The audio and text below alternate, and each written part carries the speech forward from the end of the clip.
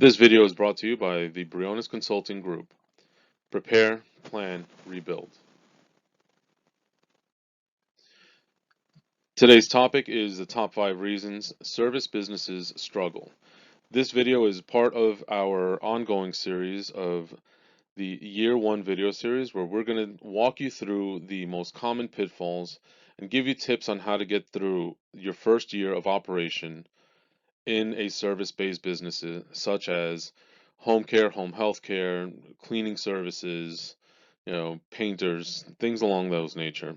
Anything that requires for you to manage secondary staff to go and complete tasks.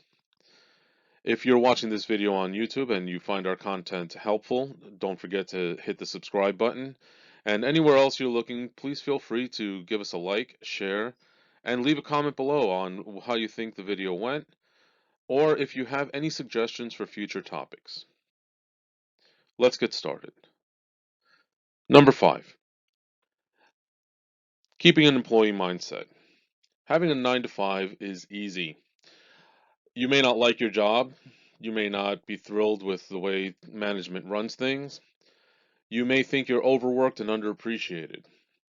All of that is terrible, but you also may love what you do. You also may love your job.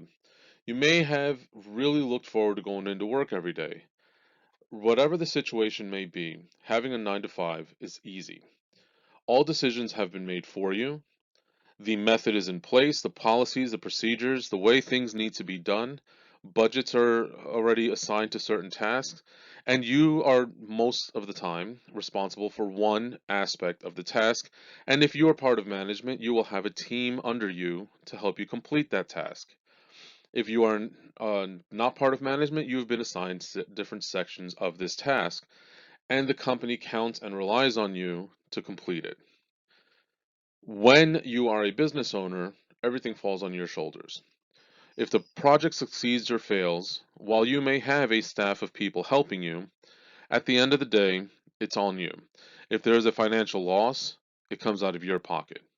It takes away from your business's growth. If things succeed or fail, you're the only one that's gonna have to pay the penalty, while your entire team might reap the reward when everything happens. Having this employee mindset when you are trying to manage a business could really hobble your progress. And if you don't take care of it, if you don't fix your mindset, your business could get stuck and stagnate. Or, as I've seen unfortunately a few times in my career, your business could just downright fail.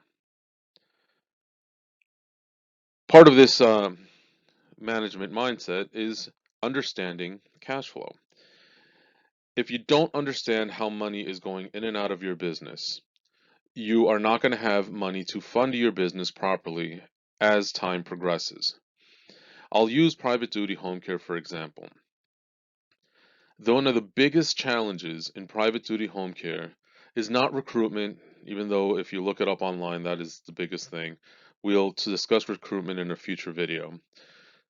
It is not it is not having your business development managed properly, even though that can make or break your business as well, again for another video. But the biggest problem is managing cash flow. Payroll. If I have 20 cases active and I need to fill 45 shifts, and I do not have a proper deposit policy in place, if I'm not taking deposits, if I don't have a proper accounts receivable procedure in place or system in place to collect the funds that need to come in, whether it be from private duty or whether it be from Medicaid or Medicare, what's going to end up happening is I'm going to eventually run into a roadblock trying to make payroll. If I am dealing with Medicaid and Medicare, this could be even worse than with private duty, because in private duty, you are collecting your money, hopefully, weekly, where in Medicaid and Medicare, you are dealing with the government, and the payouts can potentially take longer. Not that they always will. Also, you run into an added problem of that if your coders and if your if your AR specialist isn't really a specialist, then things may slip through the crack. You can end up audited. You can end up losing revenue. The other big issue that runs into home care is many home care companies venture into B2B contracts, such as staffing, supplemental staffing, and um, other like services. Those can have a 30 to 60-day payout. Are you well funded enough to do this? Have you put together a contingency plan to manage your cash flow? Do you have a line of credit with your banking institution that's not predatory? Do you have personal funds available? Do you have a reserve? Have you planned your business to manage cash flow properly so that you do not run into payroll issues or issues with your growth? Which actually brings us to the number three issue that service businesses run into, and that is not preparing for growth. Service-based businesses. I don't care if you're an attorney, a doctor, a home care company, home health, if you're a painter, a cleaning service, a maid service, facilities management, you depend on referrals, either word of mouth or you have referral partners that will recommend you directly. Now, this causes its own special problems. We're not talking about digital marketing and advertising. I'm talking about organic, word of mouth, and direct recommendation referrals. Business development. The beauty of this type of growth is that you can go from one to two clients trickling in occasionally to suddenly have 30 or 40 calls coming in and your phone's ringing off the hook.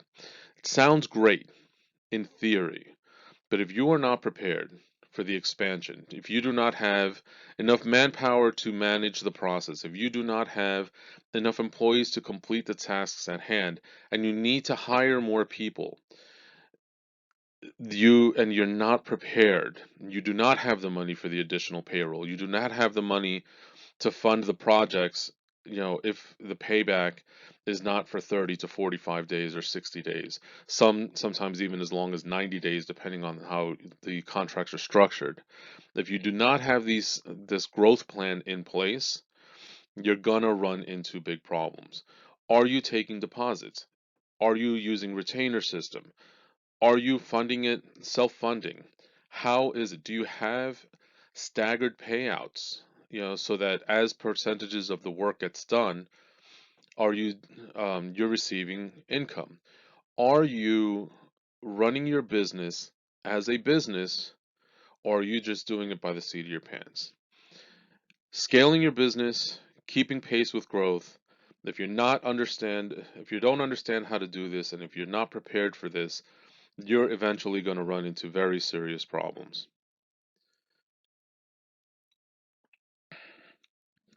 Which brings us to the number two reason: poor management. Preparing for growth, understanding the process of how to manage your teams, setting expectations, understanding cash flow. All of this is part of your operations and management.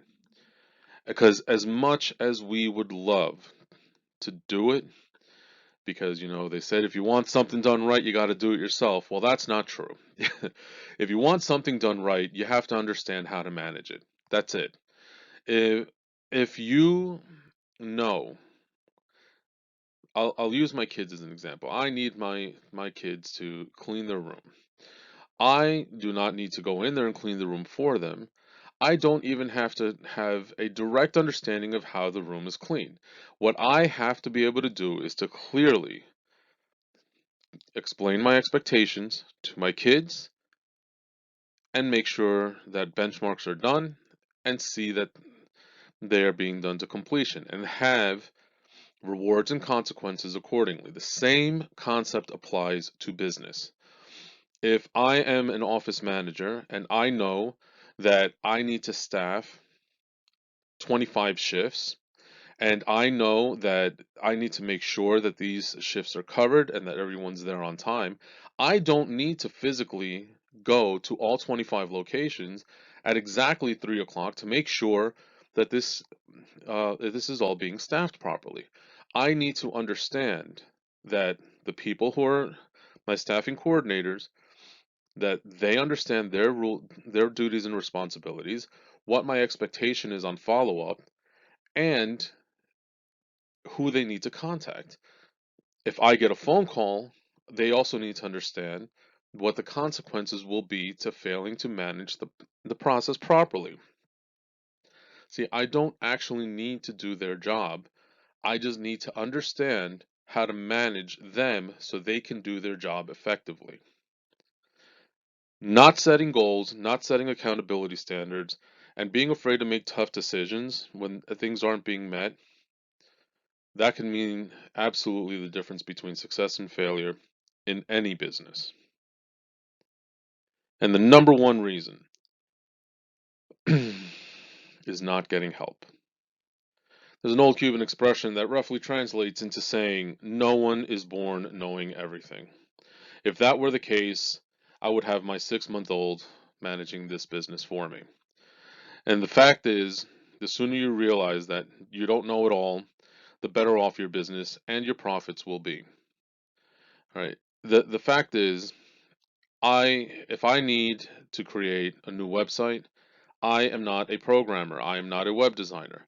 I will hire someone to do the job that needs to be done. I understand this. I also understand that even though I may do a good job managing my business and my expectations, I also may need a fresh pair of eyes. When you're starting a business, especially if it's an industry you're not overly familiar with, or you may not know all aspects of the business, it's better to invest and to get help. The fact is, how do you expect anyone to ever invest in you if you have not invested in yourself? Sometimes being a hero and doing it all on your own is the fastest way to get stuck. No one, I don't care how many gurus you watch on YouTube, how many books you read, how many places you think know it all. The fact is, not a single person can guarantee the success of your business. What we at the Briones Consulting Group can guarantee is that if you are struggling and you do nothing to get help, then you will continue to have the exact same results that you are currently having. We guarantee this. There is no way that you're going to beat yourself over the head and expect to have a different result. You need help. We at the consulting group understand this, and we'll get to that in a moment. Let's wrap things up for now, though. You got to lose your employee mindset. You're not punching a clock anymore. Running a business is not Monday through Friday, 9 to 5. Sometimes you have to work 7 days a week. Sometimes you have to work 10, 15-hour days. It really depends on your business and how you've structured things. But the more you want to grow your business, the harder you have to work. You just get the freedom. If you're doing it right, you eventually get the freedom to live your life as you want it and help others in the process.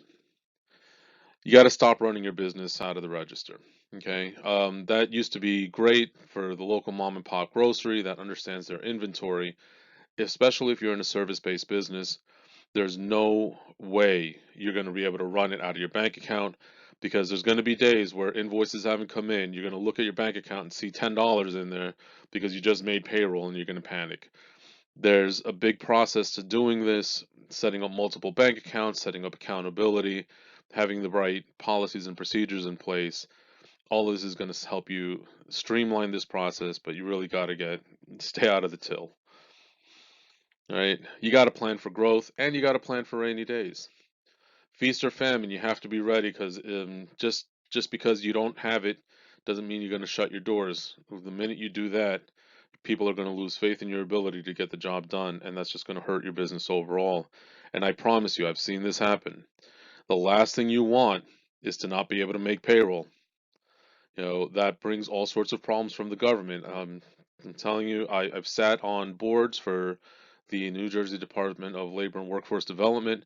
I have worked in a lot of different positions, and including human resources positions, staffing and recruitment. I'm going to tell you the last thing you want is for an employee to say that they're check bounced. You also have to learn to manage processes and expectations. If you cannot clearly communicate what you want from people, there is no way they're going to understand, and people will take the path of least resistance. If I don't tell you clearly what my expectations are, then that means I have told you nothing, and that is all I can expect for you to do.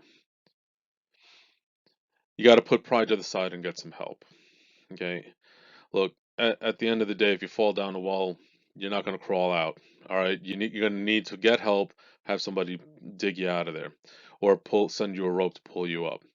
The fact of the matter is, when you start in a business and it starts to go wrong, if you don't get help right away, and if you don't trust the people that you have brought in to help you, you're going to run into very serious problems very quickly, and it's just going to snowball and get worse.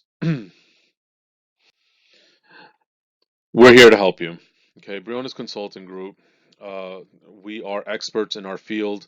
I mean, we're not just saying this. Combined total experience between all of our staff is it's close to 200 years experience combined. If you know, in different areas, we come from sales, business development, managing medical practices.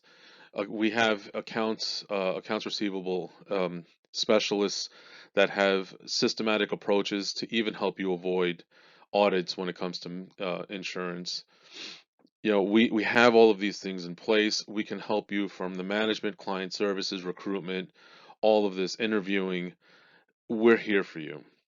Uh, Money, we understand, is always a concern. We also understand this. We have a lot of different packages ranging from the most simple ask a question via email, subscription services, all the way up to come in and retrain your entire team and spend a week in your office streamlining your services and putting systems in place.